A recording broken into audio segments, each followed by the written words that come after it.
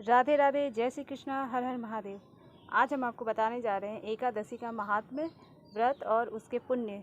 ये भगवान विष्णु को समर्पित है। ये व्रत और एकादशी उन्हें बहुत ही प्रिय है। देवशयनी एकादशी विश्व प्रसिद्ध जगन्नाथ रथ यात्रा के तुरंत बाद आती है। देवशयनी एकादशी का व्रत जून या जुलाई के महीने में रखा जाता है। हिंदू पंचांग के अनुसार देवशयनी एकादशी के दिन से ही चातुर्मास प्रारंभ हो जाता है। गुरुवार का दिन भगवान विष्णु को समर्पित माना गया है। एकादशी का व्रत भी श्री हरि को समर्पित है। ऐसे में इस एकादशी का व्रत और भी महत्व बढ़ जाता है। इस पावन दिन व्रत रखने से सभी तरह के पापों से मुक्ति मिल जाती है। इस व्रत को करने से व्यक्ति की सभी मनोकामनाएं पूरी हो जाती है।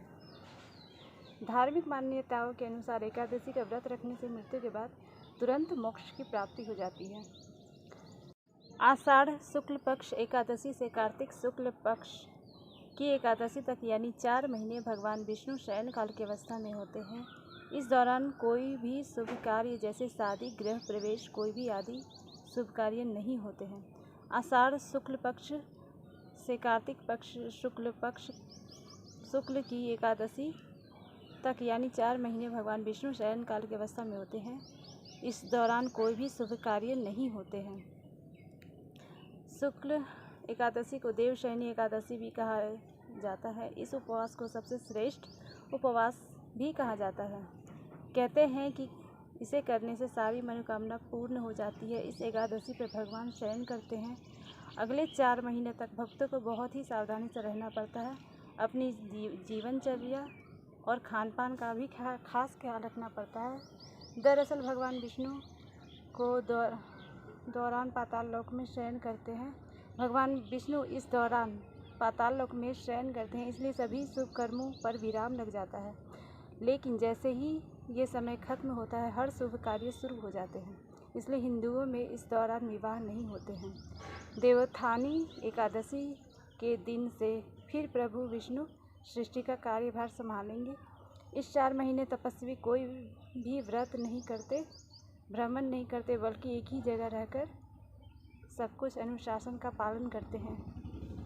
इस एकादशी पे शंखासुर दैत्य का संहार करने के बाद भगवान ने 4 मास तक क्षीर सागर में शयन किया था और तभी से यह परंपरा बन गई है। कहा जाता है कि भगवान ने लंबे समय तक क्षीर सागर में युद्ध किया और फिर थकान मिटाने के लिए विश्राम करने चले गए। इस एकादशी को हरिशयनी एकादशी भी कहा जाता है। मान्यता है कि इस दिन भगवान विष्णु पाताल लोक में राजा बलि के यहाँ 4 माह पहरा देने जाते हैं। देवशयनी एकादशी से सूर्य दक्षिणायन हो जाते हैं। ऐसे में मुंडन, उपनयन संस्कार, भवन निर्माण, गृह प्रवेश और वैवाहिक संस्कार नहीं होते हैं। देवशयन के दौरान केवल देवी देवताओं की आराधना, तपस्या, हवन, पूजा आदि कार्य होते हैं। इस दौरान धार्मिक आयोजन, कथा, हवन, अनुष्ठान आदि करने का विशेष महत्व है। भगवान विष्णु शयन काल में चले जाते हैं और 4 माह बाद की अवधि में सृष्टि संचालन का जिम्मा शिव परिवार पर रहता है। इस दौरान पवित्र श्रावण मास में आता है, जिसे 1 माह तक भगवान शिव की पूजा का विशेष महत्व होता है। इसके बाद आती है गणेश चतुर्थी। गणपति की स्थापना कर उनका पूजन किया जाता है तथा उनके पश्चात देवी दुर्गा की आराधना 9 दिन शारदीय नवरात्रि आती है। इसके बाद शुरू होता है चातुर्मास व्रत। इस दौरान भगवान विष्णु के व्रत किए जाते हैं। चातुर्मास के दौरान ही हरी पत्तेदार साग सब्जियां खाना प्रतिबंध रहता है। मूली, बैंगन, गोभी, पालक आदि नहीं खाए जाते। देवउठनी एकादशी पर अन्नकूट करके सभी सब्जियों का सेवन प्रारंभ किया जाता है। अन्नकूट करके इन सभी सब्जियों का सेवन प्रारंभ कर दिया जाता है। 4 महीने में कुछ चीज़ों का खास ख्याल रखना पड़ता है भक्तों को, जैसे खान पान और दिनचर्या का खास ख्याल रखा जाता है। इस दौरान हरी सब्जियां खाने से परहेज होता है।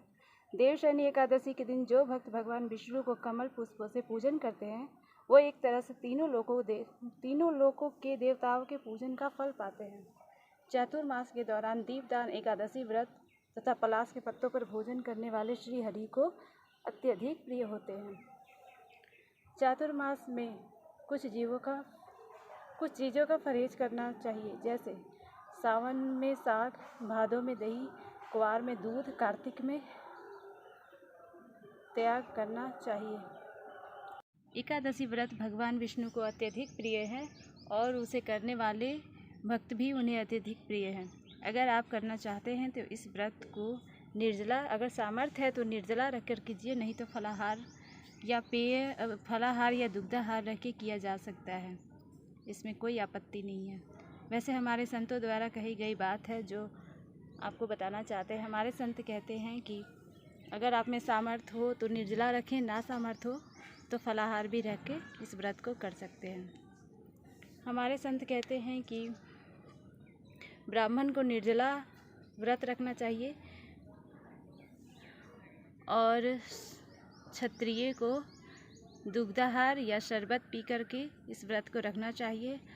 और शूद्र यानी मतलब नॉर्मल लोग, जिसमें सभी लोग आ जाते हैं, अगर उनमें सामर्थ्य नहीं है तो वो कुछ दूध की बनी हुई मिठाई खाकर भी इस व्रत को रख सकते हैं, अगर सामर्थ्य नहीं हो तो। और अगर सामर्थ्य है तो आप निर्जला रख के इस व्रत को कर सकते हैं, आपको बहुत पुण्य मिलेगा। तो इस व्रत का यही कथा है और महात्म्य है हमारे श्री हरि भगवान विष्णु के लिए। अगर आपको वीडियो पसंद आई हो तो लाइक और सब्सक्राइब ज़रूर कर दीजिएगा। धन्यवाद। राधे राधे। जय श्री कृष्णा। हर हर महादेव।